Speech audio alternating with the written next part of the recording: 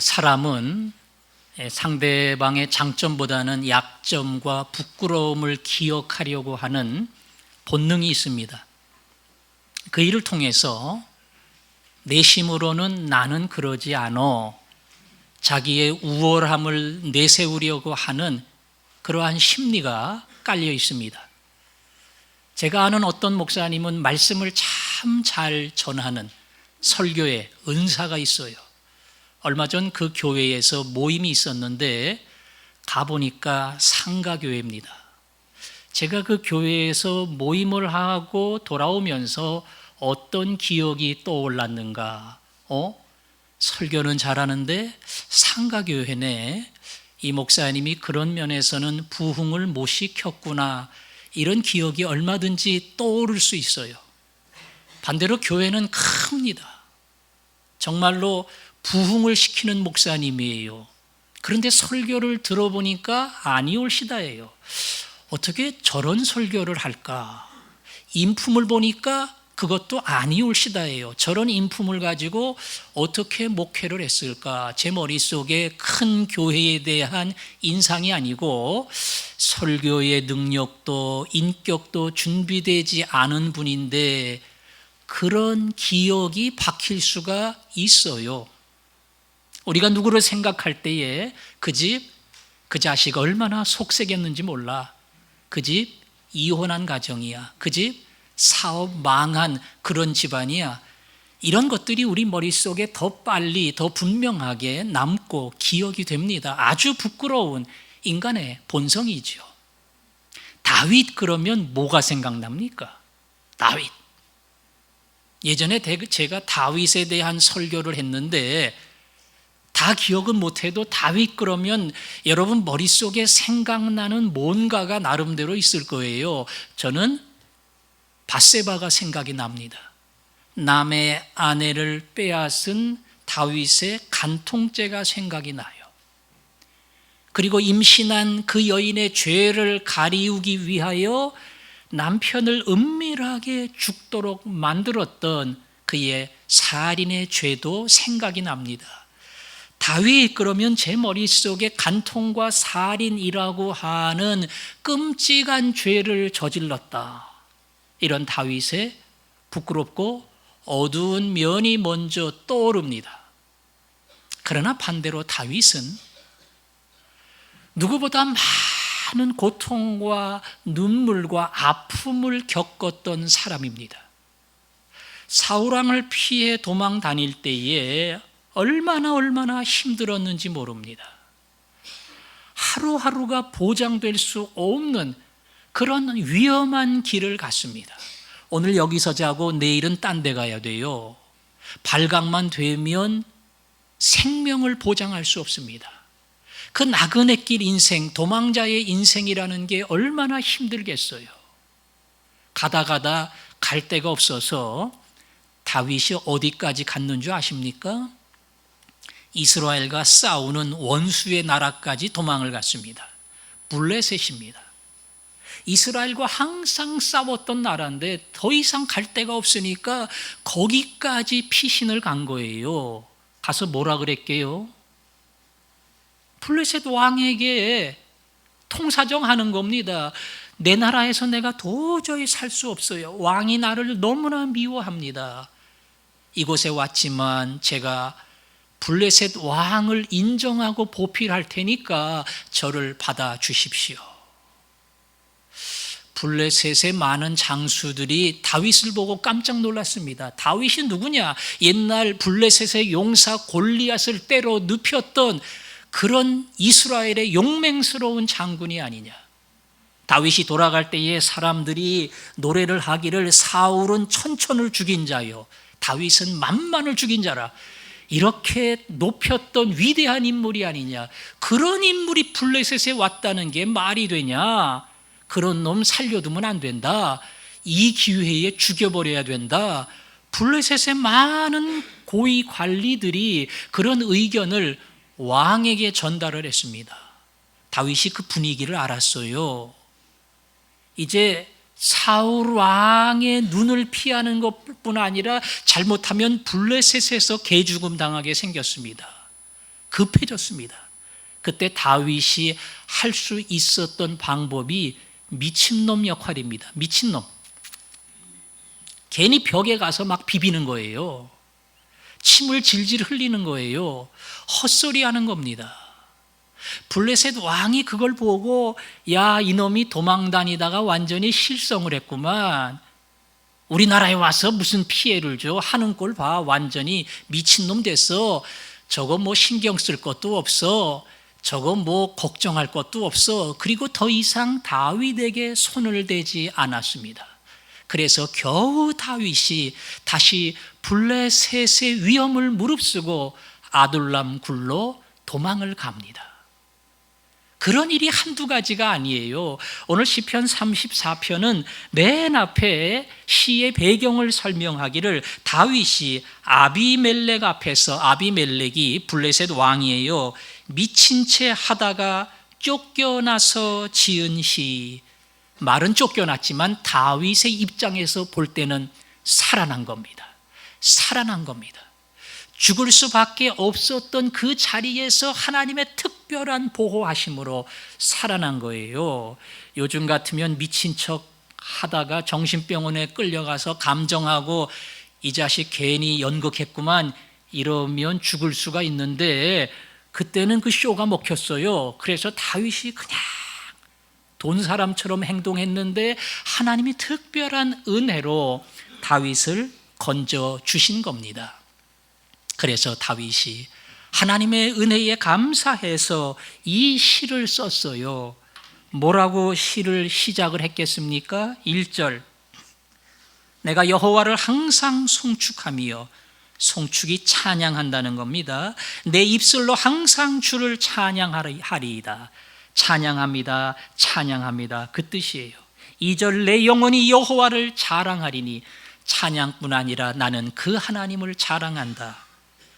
3절에 나와 함께 여호와를 광대하시다 하며 함께 그의 이름을 높이세.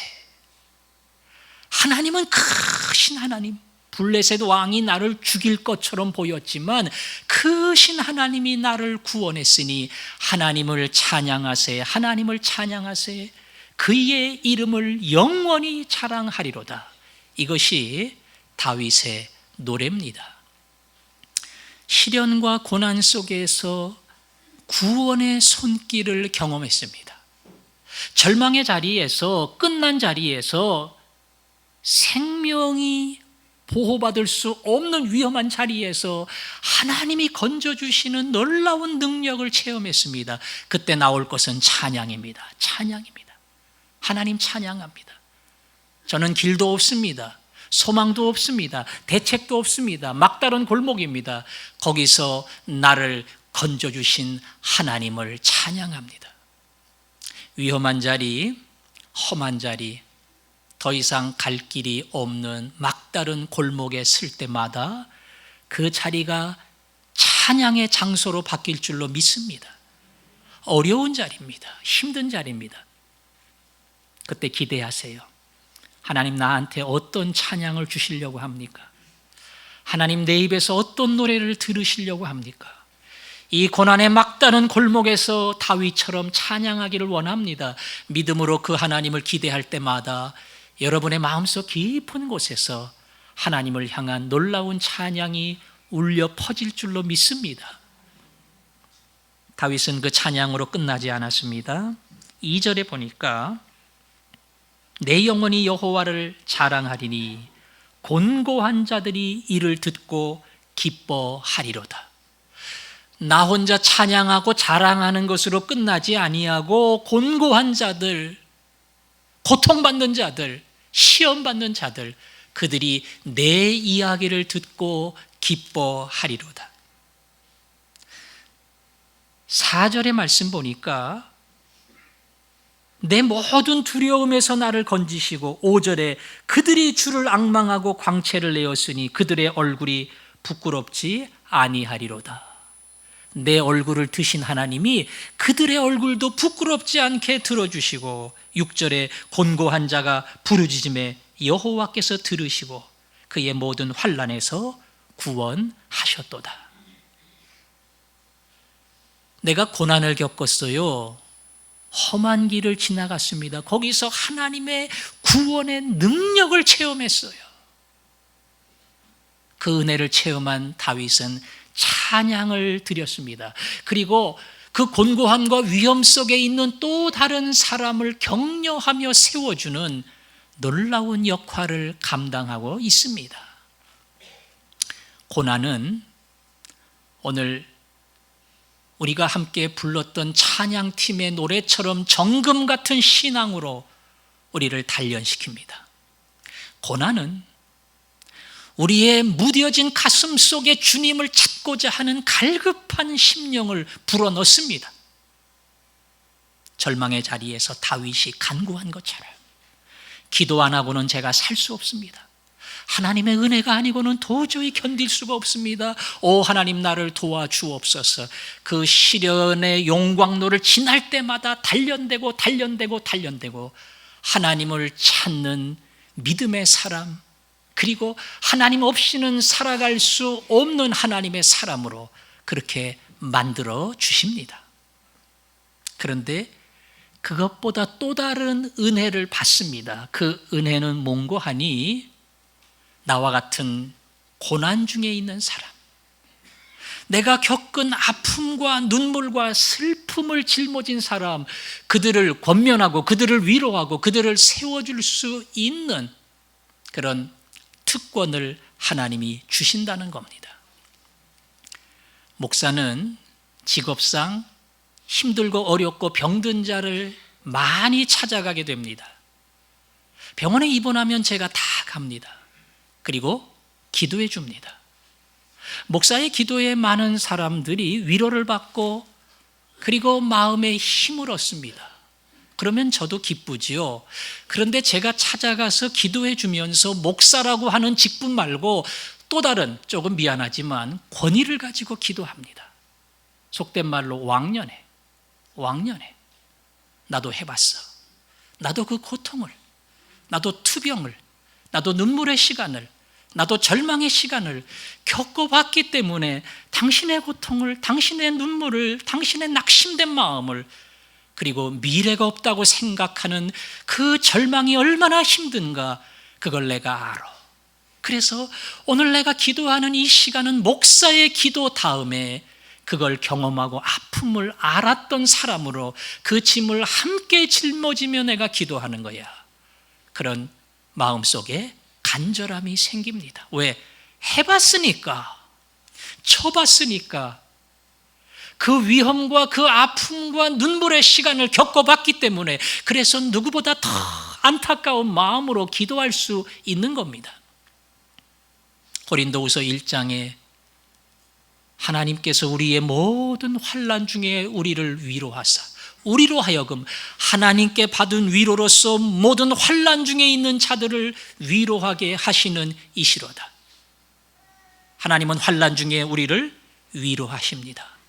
그리고는 자격증을 줍니다. 내가 너에게 또 다른 사람을 위로할 수 있는 자격증 준다.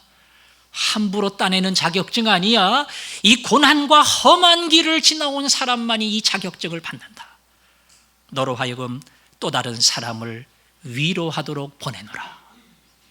하나님이 고난의 길을 겪을 때마다 또 다른 사람을 위로하고 또 다른 사람을 세워주고 또 다른 사람을 일으키는 자격증, 특권을 줍니다. 나는 힘들어요. 이 자리가 너무 어려워요. 자격증 따는 겁니다. 조금 더 공부하세요.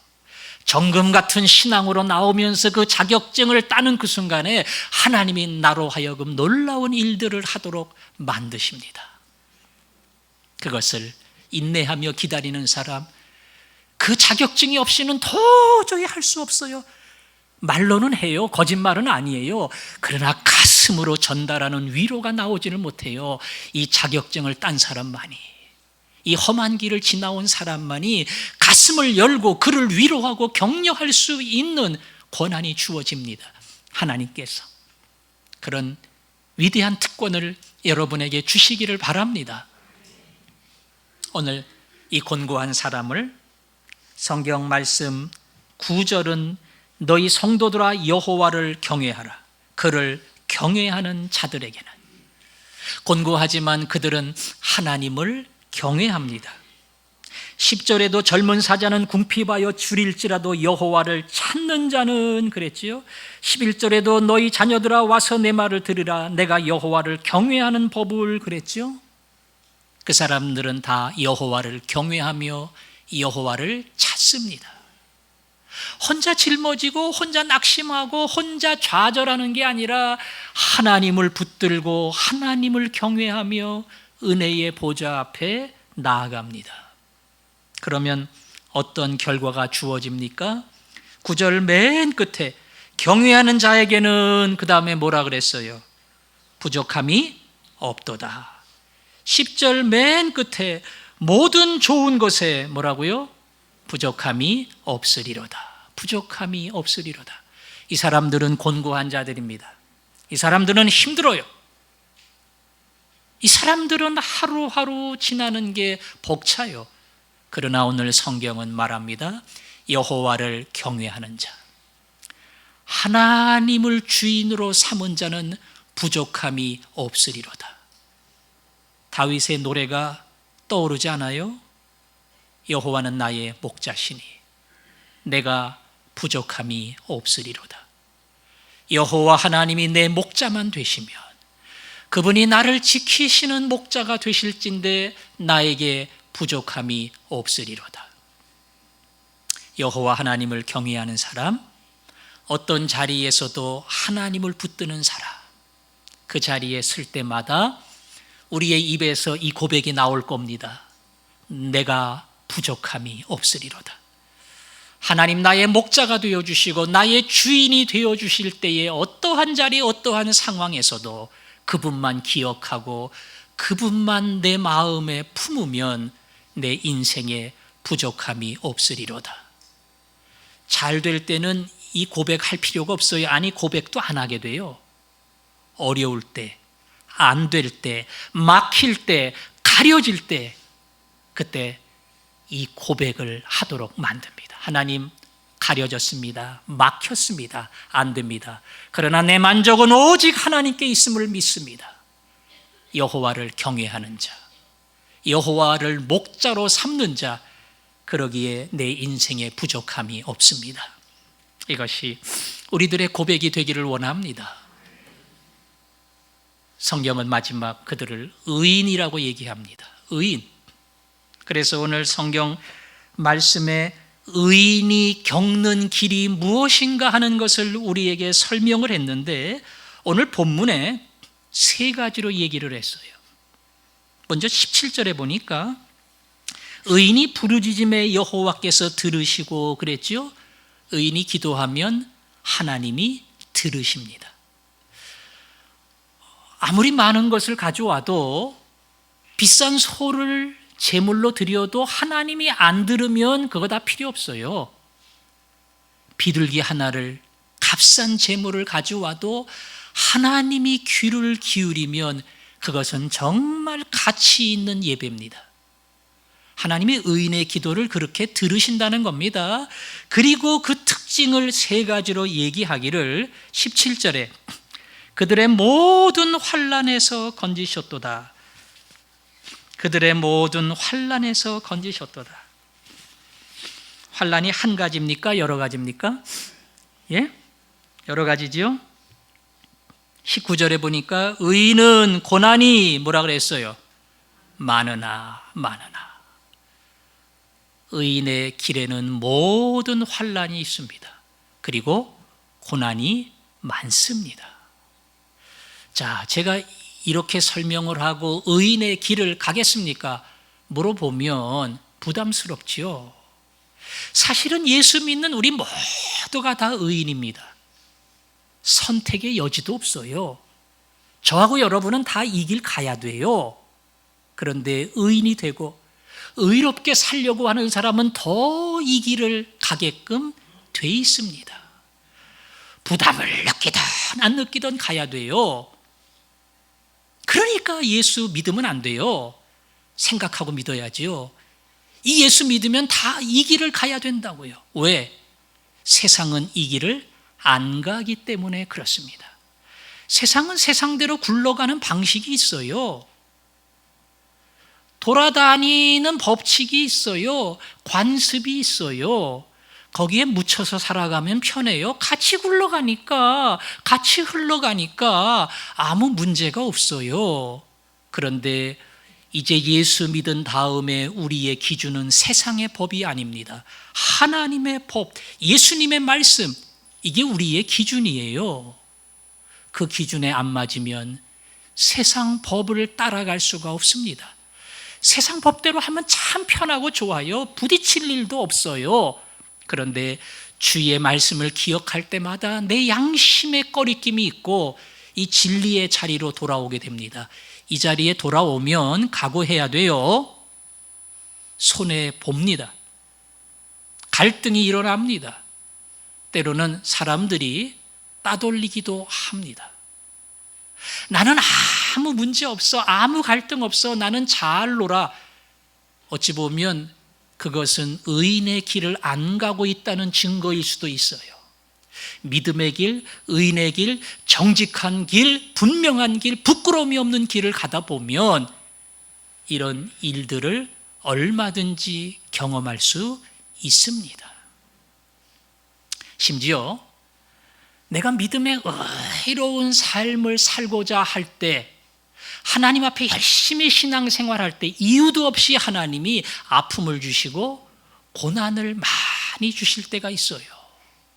이 모든 것은 다 세상을 이기는 면역력을 키우고 하나님 앞에서 내가 더 다듬어지는 준비된 사람을 만들기 위함입니다.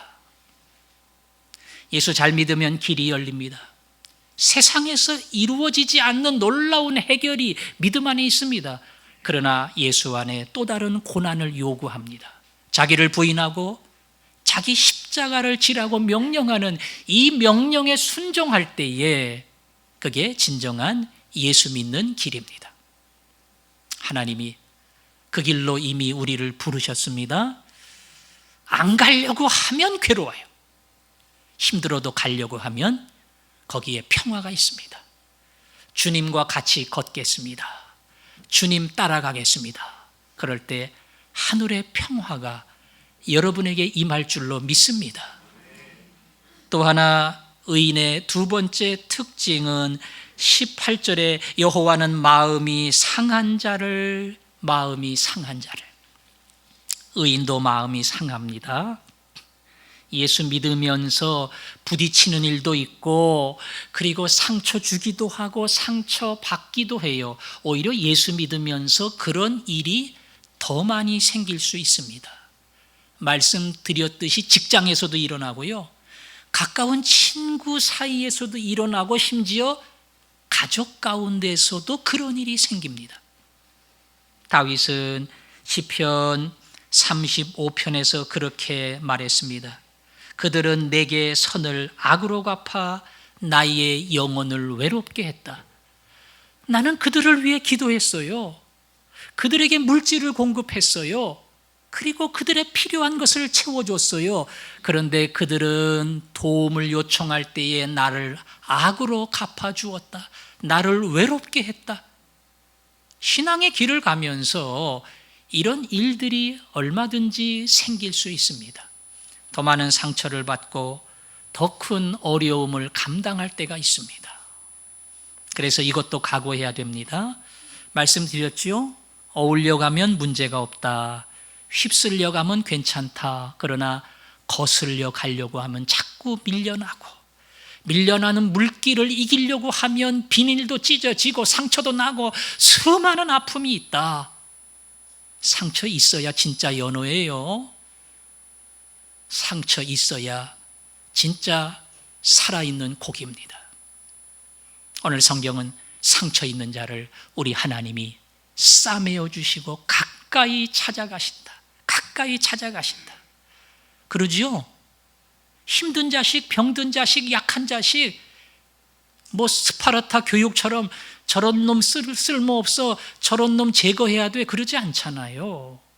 화전교회 예전에 편목사님도 심장이 워낙 안 좋아서 어려서부터 아버지가 조심조심 귀하게 키우고, 밑으로 동생 9명인데 동생들한테 너네 형, 너네 오빠 심장이 약하니까 늘 주의하고 힘든 거 부탁하지 말고 늘 조심해라, 이렇게 당부를 해서 자기는 어려서부터 뭐 험한 일을 해본 적이 없다. 동생들이 다 했다. 나중에 나이 먹어서도 수술하면 9명 형제들이 다 돈을 모아서 가져오기 때문에 그 나이 먹을 때도 자기는 도움을 받고 있다. 왜 그렇게 사랑받았어요? 약하니까. 혼자 일어날 힘이 없어 보이니까 아버지가 더 귀중히 여기고 가까이 가고 붙들어주고 그렇게 한 겁니다. 상처 입을 때에 하나님은 가까이 옵니다. 내가 힘들고 지칠 때에 그분은 이미 내 곁에 와 있습니다. 그리고 내가 옆에 있어. 너가 힘들고 누구도 너를 위로할 수 없을 때, 그 상처를 싸매어 줄 수 없을 때 내가 이미 내 옆에서 그 상처를 싸매어 준다. 로마의 옥중에서 고통받는 바울이 디모데후서를 쓰며 마지막 편지로 사랑하는 아들에게 권면할 때에 어느덧 이 옥중에서 주님이 내 곁에 서서 나를 권면하며 나를 위로하며 그 옥중 깊은 곳에 예수 그리스도가 찾아오셔서 나를 붙들어 주셨다. 상처받는 자리에 설 때마다 붙들어 주시고 힘을 주시는 하나님, 그 하나님이 여러분 곁에도 찾아와 주시는 줄로 믿습니다. 마지막 세 번째, 충심으로 통회하는 자를 구원하시는도다. 통회가 뭡니까? 회개입니다. 회개. 의인도 회개하나? 회개하지요. 저도 그렇고 여러분도 그렇고 죄 안 짓고 사는 거 아니잖아요. 얼마든지 실수해요. 얼마든지 죄를 짓습니다. 아니요. 수많은 죄를 지어요. 그런데 그 죄를 깨닫고 충심으로 회개하고 통회할 때마다 하나님은 그들을 구원해 주신다. 하나님은 높고 거룩한 곳에 거합니다. 이사야 57장 15절의 말씀처럼 내가 높은 곳, 거룩한 곳에 거하고, 또 다른 자리는 통회하고 심령이 겸손한 자와 함께한다. 왜? 회개하는 그 마음이 거룩해. 죄가 없어서가 아니라, 잘못을 안 해서가 아니라 자기의 죄를 깨닫고 회개하는 그 마음을 나는 중요하게 본다. 그 죄가 어떻든 간에, 그 죄가 얼마나 무섭든 간에 눈물로 그 앞에 나올 때에 나는 그 영혼을 귀중히 여기고 사랑한다. 이게 하나님의 약속입니다. 여러분, 왜 사울이 버림을 받았게요? 하나님이 그를 택해서 겸손한 사울을 이스라엘의 초대 왕으로 삼았어요. 괜찮은 사람 택한 겁니다. 그런데 왕권에 욕심이 생겼습니다. 물질에 욕심이 생겼습니다. 전쟁을 치르며 아말렉의 모든 군대를, 하나님을 대적하는 모든 군대를 완전히 전멸시켜라 말씀했음에도 좋은 짐승들 뭐 이런 거 다 끌고 왔어요. 사무엘이 이거 왜 가져왔습니까? 왜 하나님의 명령에 순종하지 않았습니까? 그럴 때 회개 안 했습니다. 이거요, 예배 드리려고요, 이거요, 좋은 재물 하나님께 바치려고요, 수많은 핑계를 대면서 회개하지 않았어요. 다윗의 죄는 몇십 배, 몇백 배 커요. 남의 아내하고 간통하고 그 남편 죽였으니까 이건 비교할 수 없지요. 근데 다윗은 회개했어요. 회개했습니다. 세상법으로는 회개해도 안 돼요. 그건 다윗이 중죄입니다. 흉악범이에요. 요거 사울은 용서받을 수 있어요. 그러나 하나님은 회개하지 않는 마음을 버리십니다. 회개할 때 그 마음을 하나님은 중요하게 생각하고 그에게 다시 위대한 책임을 맡깁니다. 다윗은 정말 쓰임받을 수 없는 사람이고, 그리고 하나님이 도저히 다시 들을 수 없는 사람임에도 불구하고 회개했기 때문에 하나님은 다윗과 함께 하시고 그의 인생을 아름다운 그릇으로 사용을 해주신 겁니다. 요한일서 1장 9절 아시죠? 만일 우리가 우리 죄를 자백하면 저는 의로우시고 미쁘시사 우리 죄를 사하시며 모든 불의에서 우리를 깨끗게 하실 것이요. 죄를 사하고 불의에서 우리를 깨끗게 하신다. 이게 하나님의 구원의 약속입니다. 회개해야 됩니다. 이거 모르고 살아가면 사울 되는 겁니다. 내 죄를 알고 내 허물을 알고 내 좁은 가슴을 알아야 돼요. 내 교만을 알아야 돼요. 남을 함부로 판단하고 자기를 볼 줄 모르는 이 어리석은 마음을 알아야 돼요. 그리고 하나님 앞에 자꾸 엎드려야 됩니다. 하나님, 제 수준이 이 정도고 제 차원이 이 정도고 제 능력이 이 정도고 하나님 앞에 쓰임 받을 수 없는 제 모습이 이 정도입니다. 엎드릴 때마다 하나님 새 힘 주십니다. 구원해 주십니다. 그리고 그를 다시 사용해 주실 줄로 믿습니다. 오늘 의인의 특징을 제가 몇 가지로 말씀을 드렸습니다. 의인도 상처를 받습니다. 거꾸로 의인도 잘못을 합니다. 그러나 회개할 때 하나님은 그를 받아주십니다. 의인에게 고난이 많습니다. 세상과 부딪히며 받는 고난도 있고 이유를 알 수 없는 고난이 나를 찾아올 때도 있습니다. 우리는 작년 세월호의 아픈 기억을 가지고 있습니다. 요즘 우리나라는 아니지만 수많은 나라에서 테러로 말미암아 수십 명, 수백 명의 사람들이 생명을 잃고 있습니다. 얼마나 안타까운지 모르겠어요. 앞으로 그 전쟁은 끝나지 않을 겁니다. 계속 되풀이될 겁니다. 자기도 죽으면서 죽이잖아요. 왜 저러는지 모르겠어요. 목숨 걸고 그 일을 합니다. 누구의 말처럼 이 전쟁이 끝나려면 잘 살게 해주는 방법밖에 없어요. 잘 살고 평안하면 사우디처럼 쿠웨이트처럼 아랍에미리트처럼 테러 안 해요. 힘들고 어렵고 불만이 가득하니까 그걸 폭발시키는 겁니다. 그러니 서로 피해를 주고 서로 생명을 빼앗고 수많은 상처를 남기고 수많은 고통을 줍니다. 남은 가족은 견딜 수가 없습니다. 눈물의 인생을 지나야 됩니다. 한 해를 보내면서 혹시 여러분에게 이러한 고통이 있었습니까? 목사님, 이 한 해가 제게는 너무 힘들었습니다. 이 한 해가 제 인생 가운데 가장 무거웠습니다. 그 짐을 감당하기 너무 벅찼습니다. 아마 이런 짐을 짊어진 사람이 있을 겁니다. 그때마다 오늘 이 말씀을 붙드시기를 바랍니다. 이 시험을 통해, 이 고난을 통해, 이 아픔을 통해 하나님 원하시는 자리로 나를 데려가 주시기를 바랍니다. 고난을 두 번 다시 받고 싶지는 않지만 이 고난을 통해 그 고난 너머에 있는 주님의 위로와 축복이 무엇인지를 저로 하여금 보게 하시고 고난 뒤에 있는 축복보다 더 큰 거 주님이 내 곁에 있다는 이 위대한 복을 깨닫게 하여 주옵소서. 고난 속에서 이걸 발견하고 이걸 고백하고 그리고 이것으로 찬양하는 여러분 모두가 되기를 주님의 이름으로 축원합니다. 오늘 우리가 불렀던 찬양, 왜 나만 겪는 고난이냐고 불평하지 마세요. 그래요, 고난의 뒤편에는 주님이 주시는 축복이 있습니다. 그래서 미리 감사합니다. 고난 중에도 감사합니다. 너무 견디기 힘이 듭니다. 그러나 이 시간에도 주님은 일하고 계십니다. 남들은 앉아있고 지쳐있지만 그러나 우리는 일어나야 됩니다. 왜? 예수님이 내 곁에 계시고 손을 잡고 계시기 때문입니다.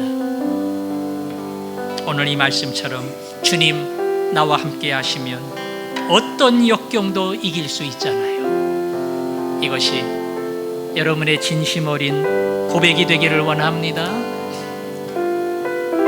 왜 나만 겪는 고난이냐고,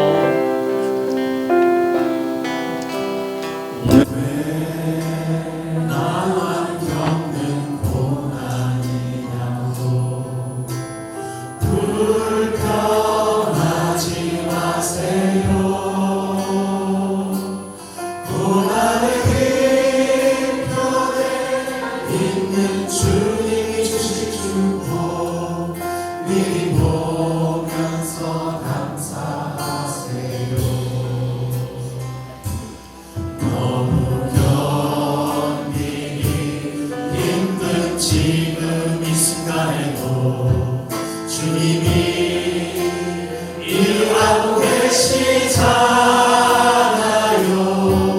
남들은 지쳐 앉아 있을지라도 당신만은 일어서세요. 힘을 내세요. 힘을 내세요.